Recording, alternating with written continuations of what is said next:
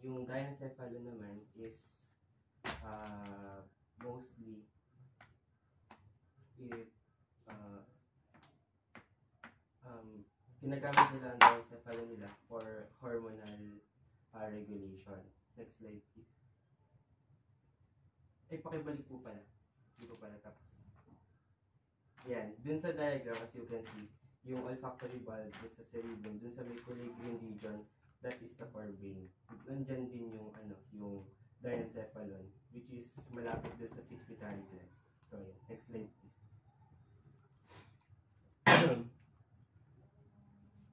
So ayun, yung thalamus na, saka yung hypothalamus, hypothalamus, at saka yung subthalamus. Yung thalamus naman ay for sensory information. For sensory information. Hindi, I mean, ano pa ko? Poster. Parang mali na video. Sorry po. Yung thalamus is for for processing the sensory information from the peripheral nervous system to the central nervous system. So ayun, because of this organ, nare-regulate yung alertness and yung awareness ng isang reptile. Hypothalamus naman regulates autonomic and endocrine systems, controls body temperature, hunger, thirst, and circadian rhythms, which are critical for reptiles' ectothermic nature. Next is the epithalamus, regulates circadian rhythms and light sensitivity.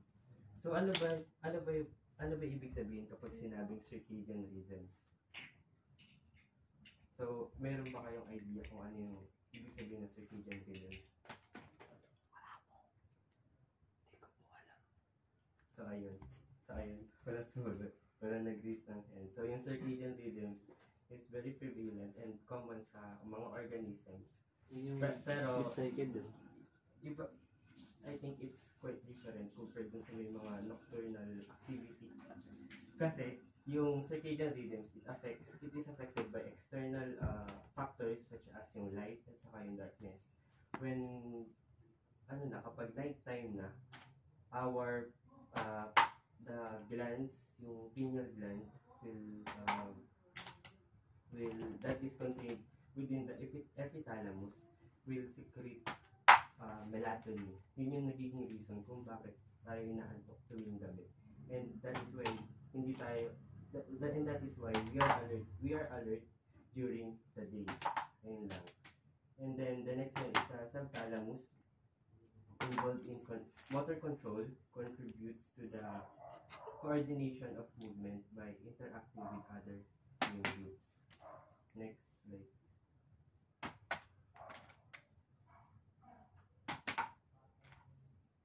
Next slide please. Ayan, the midbrain. The dominant region in reptiles and is highly developed, reflecting their strong reliance on visual and auditory processing. So kapag yung midbrain, they use the midbrain for visual and auditory processing. So katulad ng optic dictum and the auditory processing areas, the optic dictum is gives the visual information and allows the reptile to respond to this visual stimuli, katulad ng mga predators, yung mga nangyayari sa paligid nila. Because of their optic dictum, they have the ability to detect and respond to these moving objects. Now, what is the auditory processing areas? It handles auditory inputs though hearing is less critical for many reptiles compared to vision. So, compared sa mga other vertebrates, mas nagre-relate talaga yung mga reptiles sa kanilang auditory, sa kanilang sensory, ayan, sa pang-amoy. Kaya, within this section ng discussion, natatakal din natin yung mga, ano ba yung mga special adaptations na na-acquire ng mga reptiles. Then next is the motor control centers, coordinates reflexive and voluntary movements such as head turning and locomotion. So dun sa diagram, makikita po natin na yung sa may red portion po ng diagram, that is the midbrain or the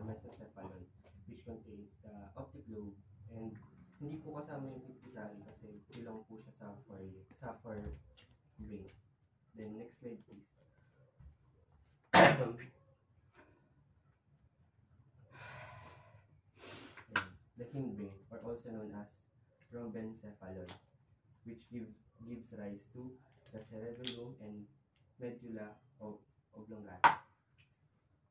So mainly, itong hindbrain they use the hindbrain for life support function and motor coordination sa balance. So we can say that the hindbrain also helps the motor center or motor control centers para mas maging efficient yung movement ng isang laser. Especially when they are performing less complex movement. So ayun din, isa rin sa mga medyo what I mean is isa sa mga main like bukod sa pagkakaroon ng less sophisticated brain, meron din sila less sophisticated hindbrain dahil they are just performing lateral undulation. So what I mean is konti lang yung kinikilos nila or may lang sila pattern compared sa other vertebrates na mas malaki yung range ng movement katulad ng human that can also perform lateral undulation as well as by being bipedal. Then yung cerebellum moderately developed compared to birds and mammals plays a role in coordinating voluntary movements and maintaining balance in posture. Less complex because reptiles have relatively simpler movement patterns katulad nga yung sinabi ko kanina. Then yung medulla oblongata, the brainstem region that connects the brain to the spinal cord, regulates essential autonomic functions such as breathing, heart rate, and blood pressure, controls reflexes like swallowing and vomiting. Dito sa diagram, yung medulla oblongata is located dun sa posterior end ng hindbrain, which connects the brain to the spinal cord. So lagay nyo lang tatandaan kapag forebrain, it is used for hormonal regulation and sensory processing. Tapos kapag naman midbrain, it is used for visual and auditory processing as well as some locomotive aspect of the reptile. Pag naman hindbrain, dito na papasok yung parang may halo rin siyang homeostasis because it regulates the breathing, the heart rate, and the blood pressure. So ayun, next slide please. This is just a parang pagpapakita ng three different regions of the reptilian brain. There we have the telecephalon and the encephalon, which makes up the reptilian brain forebrain, the midbrain, and the hindbrain. Next slide please. Spinal cord. So, alam naman natin na yung spinal cord, yung pathway between the brain and the peripheral nervous system. So, bago pa makarating yung signals sa brain, dadaan muna siya sa spinal cord. So, next slide please. So, now, let's move forward sa peripheral nervous system of the reptile. So, hindi ko na rin ito masyadong i-discuss because na-discuss na rin siya kanina. Then, yung sensory division ng peripheral nervous system ng reptile are specialized for vision, heat sensing, etc. That is essential para sa survival nila and fitted dun sa structure ng kanilang brain. So next slide.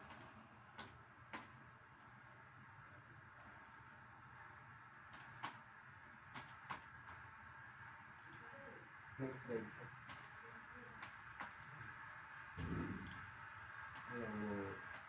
These are the other sensory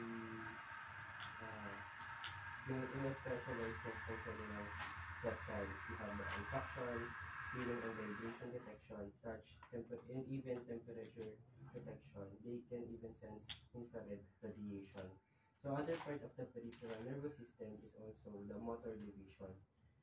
So, ayun, conduct signals from the central nervous system to the body's effectors, such as muscles and glands. It is divided into four: somatic nervous system, the autonomic nervous system, the sympathetic nervous system, and parasympathetic nervous system na na-discuss na rin naman kanina. So, next slide please. The cranial nerve system. So, itong reptiles, meron silang, along with amphibians, I think, meron silang 12, and alam ko meron pa isang class. Basta tatlo sila. They all have 12 pairs of cranial nerves that arise directly from the brain and perform a variety of sensory, motor, and autonomic functions. These cranial nerves connect the brain to the head, neck, and body, and are involved in the processes such as smell, vision, hearing, taste, and movement. So next slide please. Cranial nerves. As